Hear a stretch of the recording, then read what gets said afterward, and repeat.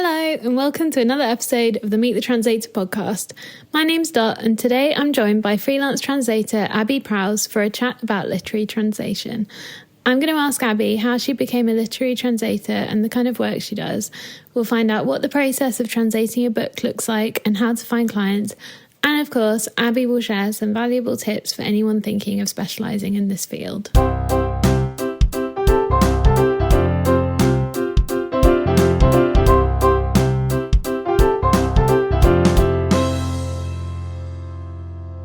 Hi Abi, thank you so much for coming on my podcast today. It's really lovely to have you here. How are you doing? It's so nice to be here. I'm good. Thank you so much for having me on. Honestly, it's really exciting. It's my first podcast, and it'll be really fun.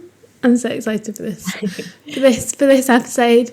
So, should we start off? Can you share a bit about yourself, who you are, what you do, and how you got to where you are now as a literary translator? So my name is Abi. I'm originally from Hertfordshire, sort of North London-y kind of way, but I currently hopefully permanently live now in northern Italy in an area called Friuli Venezia Giulia, which is right on the Slovenian border, and I absolutely love it. So it makes sense that I'm an Italian to English translator.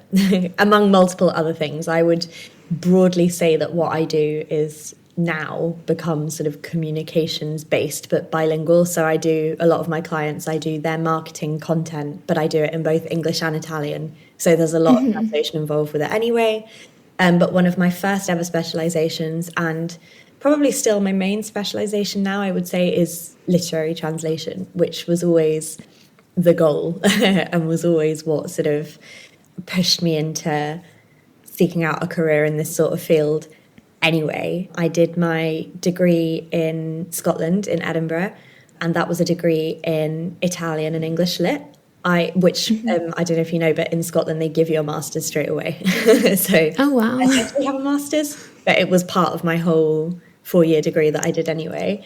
I actually never did a sort of, and I feel like this is quite controversial because I think most people do, I've never done a sort of specialised master's in translation or a specialised translation degree, but a large portion of my actual degree involved translation modules.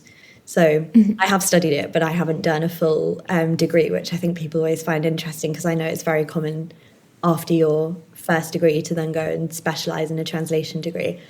And yeah, that happened. I graduated 4 years ago and started freelancing immediately. And never look back. I just really love it. I mean, what's not to like other than the uncertainty?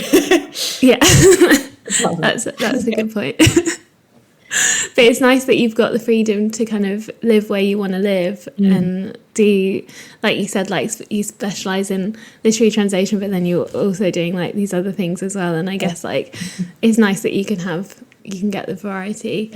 No, it's been really nice, and that was a huge part of why I initially went into freelancing, was because I didn't know where I wanted to be. I sort of roughly knew that I didn't really want to be in the UK, and I've always loved Italy. But before I moved to Italy, I actually spent a year living in Lisbon, which is amazing. And it's a really good city for freelancers and digital nomads. It's known as being one of the best in Europe. And so my very first year working as a freelancer was spent there, which I think was really good for me because it gave me a really good insight into how freelancing can work and the freedom that it can give you. And obviously since then, now my business is officially sort of legally based in Italy, but it's nice to have the freedom that I can pick it up and move it if I ever want to again in the future. It's been really, really nice.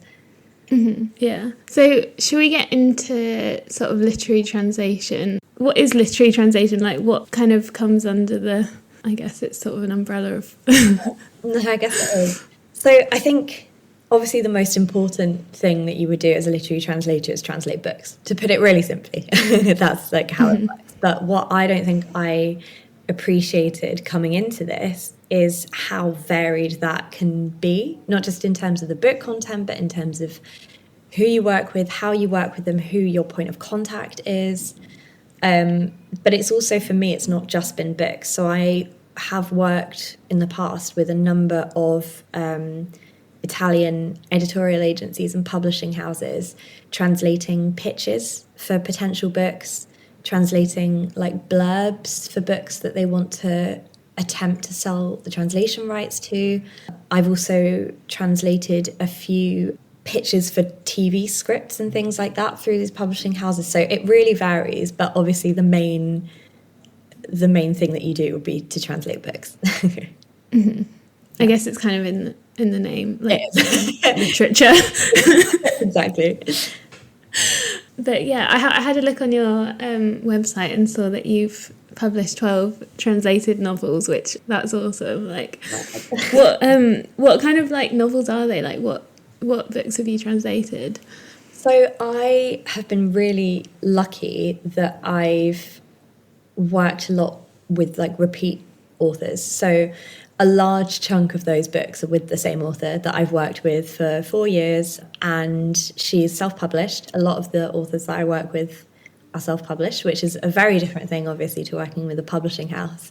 And she writes mainly novels in the sort of rom-com genre, so like light-hearted, really easy read, like a beach read, but they're really like enjoyable. And you get really sort of involved with the characters as well, especially because a lot of the stuff that I've translated, I'm working at the moment, or have been working for for years now, on 2 different series with her.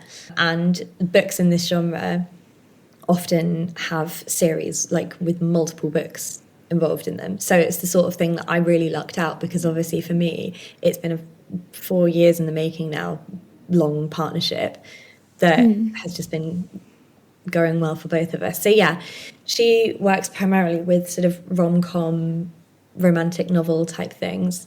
And I've also translated a couple of others roughly in the same sort of genre, as well as, I don't know how you'd call it, but sort of historical literary fiction. I've done one of those as well, which was released as an ebook, and that was really interesting because for me it was such a change from the genre that I'm used to translating in, because I think when you do it for so long, you really get into a rhythm with it. And like I've got to a point now where doing one whole book, particularly for this author that I work a lot with, doesn't take me very long at all, because I'm so used to her writing style, and the characters are the same ones that I've known, for want of a better word, for 3 or 4 years now. Whereas this historical fiction novel was a big challenge in a really good way, also adapting to a very different writing style to what I'm used to. So yeah, rom-com would be the overarching genre, but a bit of lots of different things as well, which is interesting. Would you say that rom-com was your favourite genre to translate then?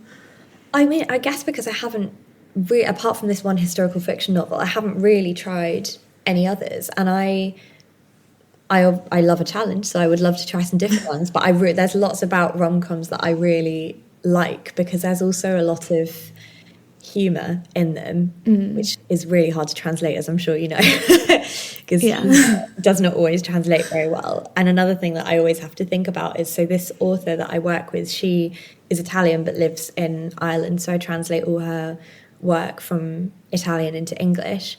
But because she lives in Ireland, I really have to think about, and it's set in Ireland, sorry, all of the series are based in Ireland. Oh, okay. I often have to think about things that wouldn't necessarily come naturally to me, like turns of phrase when the characters are speaking, or silly things like whether the road signs are in kilometres or miles, or these sort of things. Luckily, one of my best friends is Irish, so she'll often get a random text from me in the middle of a working week being like, in Irish, do you say this? She's like, well, yeah.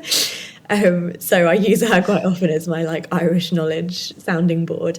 So yeah, that's interesting as well, because it's definitely one of those things that I don't think you would think about necessarily unless you were a translator and you understood how important all these nuances are. Yeah, it's interesting because like for me as a subtitler, rom-com is also my favourite like genre of like movies and stuff to subtitle.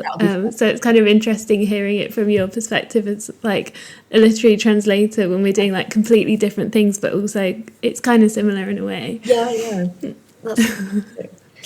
So what would be like your absolute dream project that you would want to work on right now? Like the dream to come in your email inbox? As a literary translator particularly. Yeah. Field. Oh gosh, I don't know. I just love reading in general. I read so much that I just don't know how to answer that. Anything. Let's say for the moment, anything that's not rom-com purely because I would love to challenge myself and to push my own sort of abilities in that sense as well. I'm a huge fan of like contemporary literary fiction. I love a dystopia. Actually, maybe that's my answer. Love a dystopia. That would be hard to translate, I think, because the same thing with dystopia goes with sort of fantasy fiction as well, is that the writers have created this entire world and sometimes even like a language. If you think of the likes of like Lord of the Rings, Game of Thrones, how on earth do you translate that? So it would be a challenge, but I think it would be a challenge that I'd really love to undertake. I think that would be really fun to try and do a dystopia. That does sound like a interesting challenge. What skills would you say that you need in order to be a literary translator? I think this goes for any translator in a sort of more creative and less sort of technical field. I think you have to be a good writer. I think that's one thing that's quite important. And I think most translators are, just by default, because, you know, you spend all of your day writing and reading things, like you get the hang of it, don't you? I think that's underrated. I think you have to be good. You have to be a good writer. And I think the thing to remember with translating a book is that it should never read like it's been translated. The reader should get to the end of it and be like, oh wow, that was originally in whatever, in Italian or Spanish, and I think that's something that comes with practice and comes also with, again, being a good writer, but also with reading a lot. I think if you read a lot, you learn to appreciate the way that writing can draw you in, because if it's not drawing you in, I think there's something wrong fundamentally with it. And I think that, although the translation obviously has to be good, I think a lot of that stems from the quality of the writing personally. So yeah, I would say be a good writer. Another thing that I sometimes find difficult, because I love writing in general, I write a lot of like fiction and I write for a lot of magazines and things like this, so I find it quite hard to separate sometimes my voice from the author's voice. Especially if it's with a series that I've been working on for a long time and I feel like I know the characters. You sort of get in a place where you feel like you have some sort of like ownership over them, when you obviously don't. You know, your job is to essentially be invisible. And I find it quite difficult occasionally to detach my own voice and the style, the way that I would write a particular phrase, as opposed to the way it should be translated. And I think there's sometimes a fine line, because I think it's impossible for a translator not to put their own spin on things when we're talking about literary translation, because so much of literature is open to interpretation, and that's the beauty of it, and that's the whole point, and that's, you know, why so many people turn to books for escapism and for adventure and all this kind of stuff. But I think you have to find that right balance between translating invisibly and making it something that reads really well in the target language. I don't know how articulate that answer was. No, that makes complete sense. Like, it's interesting. So you said that you work with self-published authors. Do you get to work quite closely with the author then? Like, are you constantly sending an email being like, I don't know, what did you mean with this? Or like checking like how they want a certain thing to come across in English, or how does that kind of work? Yeah, I think that's one reason why I really like working with self-published authors. And all of the novels that have been published that I've translated so far have been self-published. I've written a few with a publishing house as well that haven't yet been published, but all of the ones that so far have come out have been self-published. And I really enjoy it because you work so closely with the author in a way that you don't you generally don't if you work with a publishing house. I have a couple of friends here that do the opposite language pairing to me, so that will write from English into Italian, sorry. And they work with publishing houses and they never hear from the author. Like, they just about know what the author's name is, but they've never spoken to them. They don't have their email address. They have no point of contact. And I think obviously it can work and does, because some amazing translations come out of translators that work with publishing houses. And again, not every publishing house will work in that same way, but I really love the relationship that you can forge with the author, because I think it's it's so helpful to getting a really accurate translation. If you really understand where they were coming from with a certain thing, or what they were trying to do with a certain play on words, because as we sort of mentioned earlier, humour and puns and things like this cannot really always or barely ever be translated literally. And so with an example like that, where the author's used a play on words to get a point across, I always come at it from the point they were trying to get across, as opposed to how can I translate this as closely to the original, because I think you have to take context into account as well. And if your aim is for the reader to feel a certain way after they've read that paragraph or sentence or whatever, then that helps with translating something that's difficult, like a pun. But also in terms of getting to know the characters and understanding maybe cultural nuance and things like this. There have been a couple of examples. So when a book has been set in an English-speaking country, and obviously the author will be from Italy, normally for me, and they've written about, like, even if it's just in passing, written about maybe somebody going to university and doing their exams or whatever. And it's funny because the way that they write it will often reflect the Italian university system, and there are maybe elements of that that don't exist in the university system that the book is set in. So a lot of my work also is sort of translating those contextual things as well, so that a reader in English, wherever the book is set, will be able to understand the cultural aspect of it as well. Or maybe if there's something that's been written in a certain way in a book that maybe wouldn't be well received to an English-speaking audience, I will often be able to email and flag that up as well, because that's another thing you really have to consider, is how things are going to be taken in or out of context from the various audiences. I don't think I explained that very well either, but hopefully that makes some sense. I think you have to really consider the sort of cultural aspects of it as well, and that's where it's really helpful to have the author to hand, to be able to be like, what did you mean by this? Here's how it works in an English-speaking country. Are you okay with this? And there's a lot of back and forth in terms of like, yes, it's fine if we change this element, or like, no, I'd rather that you phrased it like this. And yeah, so it's just really good because it really sort of pushes you to have that communication with the author, which I think is so important. Do you ever find that the author is pushing you to translate it in one way that just doesn't work in English, or is it usually quite like a nice, like? I think I've been quite lucky. I've had a few instances where the author has maybe been like, I would prefer if it was said like, if it was phrased like this, for example. But I think as I've gained more experience and I've been doing this a lot longer, and I think I now have the confidence to really stand by my translation if I really believe that it works.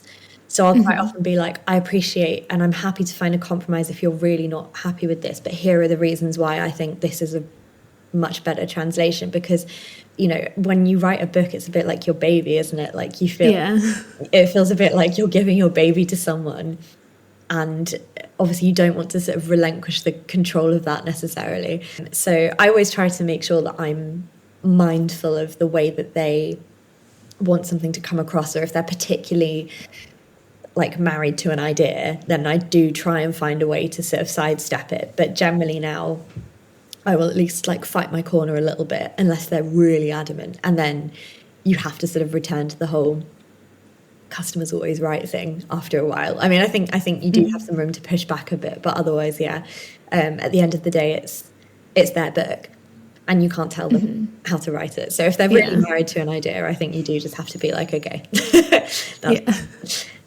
Yeah, I mean, also if they're paying you to do it at the end of the day, then you kind of have to do what they want, I guess. Even if it's not the way you do it, like you do have to just give in, I think, after a certain point. Do you usually get like translator credit on the book? Like, do you have your name on there as well? Yeah, I'm lucky with that actually. I've always had translator credit, which I'm really grateful for, because I know that that's often an issue in the industry. And I think, again, it's more of an issue with translators that work with publishing houses, although I believe that is now improving. I believe that people are now willing to give translators the credit where it's due. Also because translated fiction is becoming such a widespread thing, and I think something that people are learning to appreciate more than maybe they once did, and people don't shy away from it as much as they used to, kind of in the same way that people don't shy away from films with subtitles as much as they used to. So I believe it's getting better in the industry in general. But yeah, I'm lucky that I've always had credit. And for example, if you go into Goodreads or Amazon and you type in my name, I actually come up, the books that I've translated come up with my name as the translator, which is very cool. And every time I do it, I'm like, oh my gosh. That's so good as well, because then like maybe like other authors who like write similar content might like be reading your translation and be like, oh, I want to work with her too, or like you know. Yeah, exactly. So that's amazing. And like I said, I'm very grateful because I know it's not a given. Yeah, that's so nice. So how long does it, like, I know this is, maybe I'm asking how long it's a piece of string, but like how long does it take to translate a book roughly? I think it is kind of how long is a piece of string. I think it depends on so many different things. Like I think I mentioned earlier, I find that with the main author that I work with now, I can translate fairly quickly, just because, like I said, I really know the characters now. I know her writing style. It's much quicker for me now to sidestep any sort of, not issues, but any maybe like hiccups where I don't necessarily know how to translate something immediately. I am much better now at second guessing what she's trying to go for, just because it has been 4 years now that we've been working together. So with her particularly, let's say, so the way that I do it, sorry, that jumped all over the place. The way that I do it is she'll send me an email and be like, hi Abby, like I've got this new project. It's book number X in this series, and I'm hoping the publishing date will be X. And then what I do is I split it into 3 chunks that I call milestones, which I send 3 separate invoices for. But I'll give, so for each milestone, which is a third of the book, and her books particularly are usually, oh God, it depends, because they're page number wise, somewhere between 400 and 500 pages, so they're quite long, but like I said, they're like beach reads, so they move quite quickly and the plot is quite fast paced. And so whatever 500 divided by 3 is, there's a reason I'm a translator, not mathematician. I'll split it into 3. Let's say they have 60 chapters and I'll do 20 chapters each milestone, which is generally roughly about what it is. Each milestone will probably take me somewhere between 3 and 4 weeks. So let's say in a 2-month period, including all the read-throughs, the proofreading, which I do as well, which I think is difficult because you stop seeing your own mistakes after a while, don't you? But I always leave a week or so after I've finished it to let it sit and then do a proper big reread. Oh, and I also use, as a good tip if any, just if you're proofreading in general, I can't remember what the actual function is called, but on Microsoft Word, the text-to-speech read aloud thing, so useful, because it picks up maybe like if you've written a word that's not the right word, but your eyes just don't see it because it's very similar to the word you meant. And if it reads it out loud, it makes you stop and be like, wait, what? That makes no sense. So that's a really good tip for anyone that wants to proofread anything. So let's say then I give myself a week. Hang on. I'm really jumping all over the place. So I do one milestone and then I proofread that milestone and I send it to her. That takes 3 to 4 weeks. Same again for the second one. And then when I get to the third one, I proofread the third milestone. Then I put the book aside, leave it for a week, and then I do a full proofread and read through of the whole book. And if I have any comments about anything, even in terms of like anything stylistic or contextual or whatever, then I leave it in a comment on the Word document and then send the whole thing back to her. And if she has any final questions or edits, we just sort of work through them as and when they come in, because they're never anything normally particularly massive. This is with this specific author that I've worked with a lot. Otherwise, 3 months, 4 months. If it's a new author, if it's a longer book, if it's content that I'm not quite so familiar with, I would say 3 to 4 months. But the system is more or less the same. Like I split it into milestones and give opportunity for feedback after each one, so that then instead of just handing over a massive book at the end of it and being like, questions, they have a chance to sort of raise any concerns or ask me anything stylistic while the process is going on. That makes sense. So would you block out like that whole 3-month period just for working on that book, or would you also be working on other translations alongside it? No, so I do other client work alongside it, but I tend to do, that's a good question actually, but I tend to do, let's say, either the morning or the afternoon on the book, and then whichever one I've not done on the book on my other client work. But then that, like towards the very end, just before I'm handing in the whole book, I'll spend a couple of days working solely on the book and going through all the edits and everything. Yeah, that makes sense as well, because otherwise, I don't know if you find this, but like I find like when I've got a big project, I need to be working on other things in between, because otherwise it just gets like too much doing the same thing. That's the thing. Every day for too long. Yeah, and then you get frustrated easier, and you stop like seeing the silly mistakes that you're making. And yeah, I completely agree. Yeah, you kind of need to like come in and out of it a bit, I guess. Absolutely, you need a bit of perspective with it, don't you? Especially if it's something as big as a whole book. I think you give yourself time to like sit with each bit. It's interesting to hear like how the whole process goes, because as a subtitle, like I can't help but compare it to like translating subtitles for like a movie or like, you know, a TV series or something. But like the time that it takes is so completely different. Yeah. How long to subtitle it for a movie? To subtitle a movie, like a week. Oh. I do it in a week. I can do like, I don't know, 20 to 30 minutes in a day, and then I usually have like a day for watching it all through. So like, wouldn't you? The whole subtitles, so it's just a different world to me. That's mad that you can do it so quickly. But I guess it's experience again, isn't it? But also you watch a movie a lot quicker than you'd read a book. And like I think there are a lot less words in it than there are in a book as well. I guess so, but I think I don't know. It's interesting though, because like I said, I don't do audio visual, I don't subtitle, so it's really interesting for me to hear it from your perspective as well. Yeah, sorry. I know it's not really that relevant, but like in my head I'm just like comparing it. Compare it, can you? No. So once you've finished your translation and you've done all the proofreading and everything and it gets published, do you get sent a copy of the book or anything like that? Yeah, I do. You do? I actually get sent a couple of copies normally, and then part of my job, but I guess I do this because of the sort of marketing side of my background as well. I get given a couple of copies of the books, and then I do I help to promote it a little bit. So I'll do like a sort of giveaway, or I'll take some like nice pictures of it in like a nice background or whatever. So I get sent a copy for me, and then the idea is that with a couple of authors, I've actually sent copies to sort of book bloggers for reviews and things like this. So I often it's not necessarily part of my job description, but it's something that I have experience in otherwise. So I sort of help with that side of things as well. But I don't think that's normal. Do you like sign it as well? So there's like signed copies by the translator. You should do that. No, I don't. I haven't actually. I think that would be cool, especially if you got like signed by the Italian author and then also signed by the translator. That's cool. Maybe that would be so nice. Send an email to one of the authors next time we've got a publication date and suggest it. Yeah, why not? Cool idea.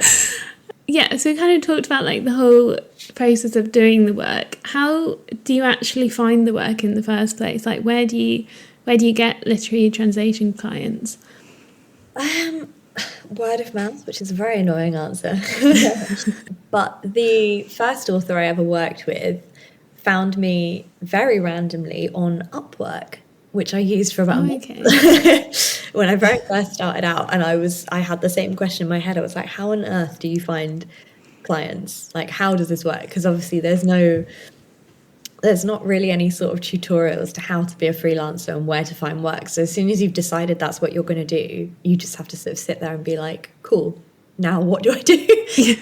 So I signed up to Upwork, which I haven't really used since, but yeah, they randomly found me on Upwork, and then from then it was sort of word of mouth and seeing various posts, I think, on social media, and especially within the rom-com genre, a lot of authors sort of know each other, whether or not in person or online or whatever, know of each other.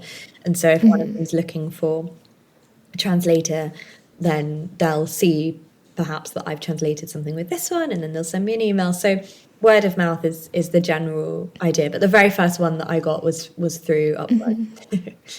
It's interesting that you say that, because my first ever major client was through Upwork as well, and it's not something that I ever use now, but I just randomly, I didn't know what to do either, so I was like, I'll just sign up to Upwork, and that was my first major client, and I worked with them for like my whole first year of freelancing. It's really random. It's a platform for when you're starting out, I think, because it makes it all seem much less scary, and it also shows you that there is a need for what you're doing. And I think that's one of the scariest things when you start, is being like, so I want to do this, but does anyone actually like need me to?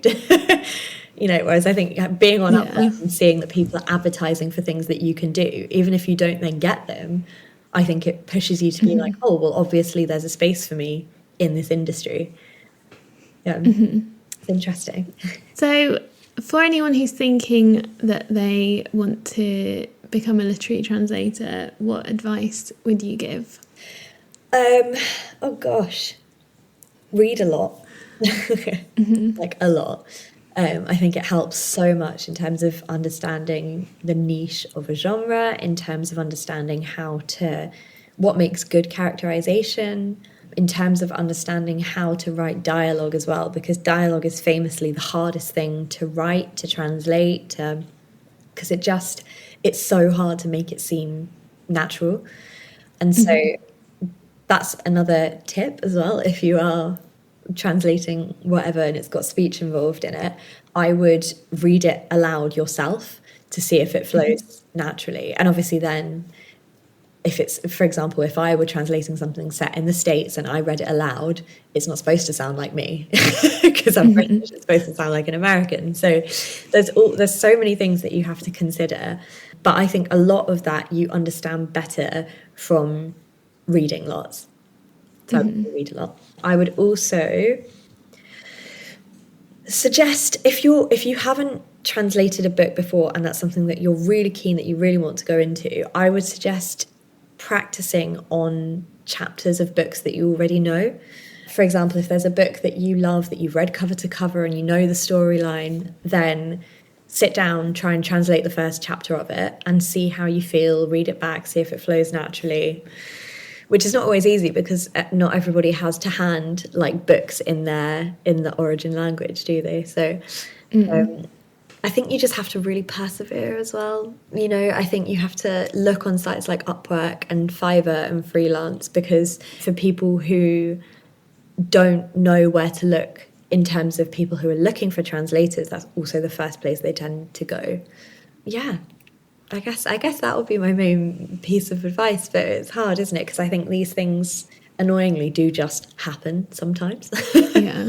Yeah. And I get that it's hard. It's this initial starting out part that's hard, isn't it? Because once you've started doing some translations and some work and you're like building up, it kind of becomes easier and easier because you've got more experience, you've got more of a portfolio, and you've got more people who know who you are and what you do. Absolutely. But another thing I would suggest actually that I did again when I was very first starting out is make a marketing kit of your services that's tailored to literary translation, or like a press kit sort of thing, explaining what you do, maybe giving some examples of like a chapter that you've translated and things like this, and send that out with your CV to publishing houses and editorial agencies in the origin language that you work with.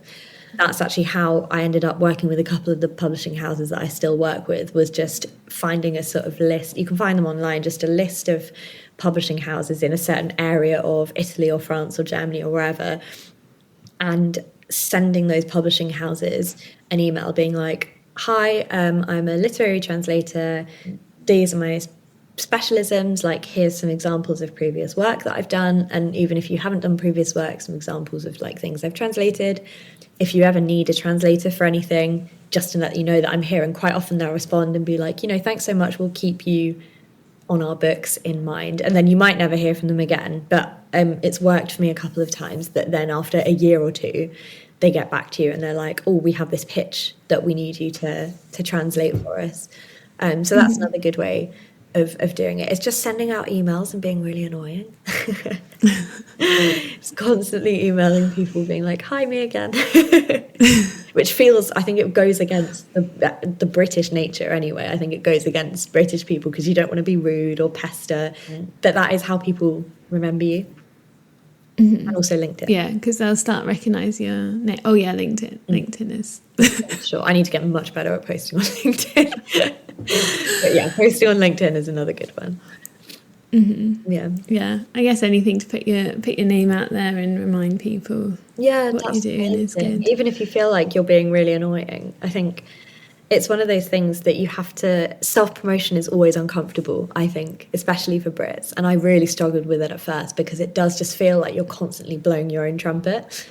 But I think the thing that I've realised over time is that the people who care don't have to follow you, and the people that want to see you succeed will enjoy seeing the stuff that you're posting. So I think that's one thing at the beginning, not just in terms of literary translation in general, is to get over the fear of self-promotion, because I think it feels really uncomfortable at first. I don't know if you found the same thing. Yeah, for sure. I think I've had to like find a way to kind of promote what I do without constantly promoting what I do, if that makes sense. Like being present and kind of doing, like, talking about other things, but also kind of having little reminders of what I do without that being the whole point of the post or the whatever. I don't know. It's a hard balance to find, I think, but particularly on things like LinkedIn, I think people do it really well, because it'll often be like, oh, here's a thought that I had today, brackets, during my work as a translator doing this. Which works, because then people are like, oh, what did you think today? And they just sort of take in the fact that you're working as a translator while you thought it. But yeah, self-promotion, which feels horrific, but is what works at the end of the day. Yeah, I mean, when you look at like any other business, they're marketing themselves. They're like any other company is constantly talking about what they do, what they sell. So exactly. why should we're also running the business? Yeah, no, I know, that's the thing. I think that's another good point, actually. I think you need to also think of yourself as a business and not just you. And I don't mean forget that you are, because when you're a freelancer, I think putting yourself into the brand is so important, because people go to freelancers looking for a person, right? So I think there's also a fine line to be found between putting yourself into the brand and also removing yourself from it so that you have some semblance of like work-life separation. Because I think otherwise when you're a freelancer, you're either all in or you disappear. And I know that I'm guilty. Yeah. I haven't posted anything on Instagram for about 4 months just because life gets in the way, doesn't it? But I think you need to remember as well that you need to treat yourself in terms of work and promoting yourself online like you're a business, and then be able to put it away at the end of the day as well. Yeah. People appreciate that.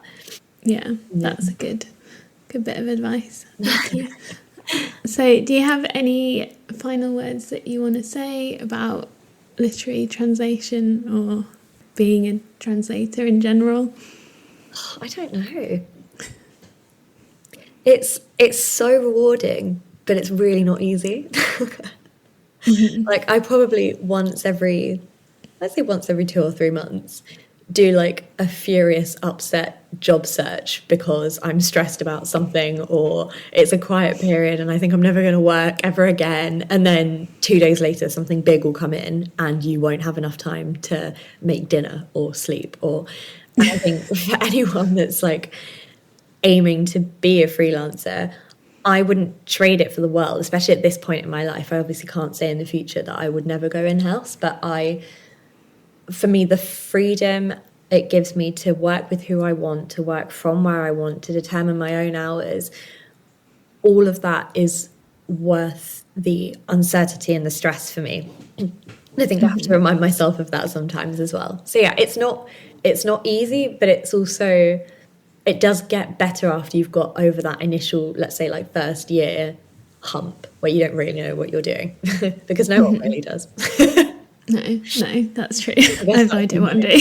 My overarching thoughts on being a freelance translator would be that it's worth it, but it's not easy.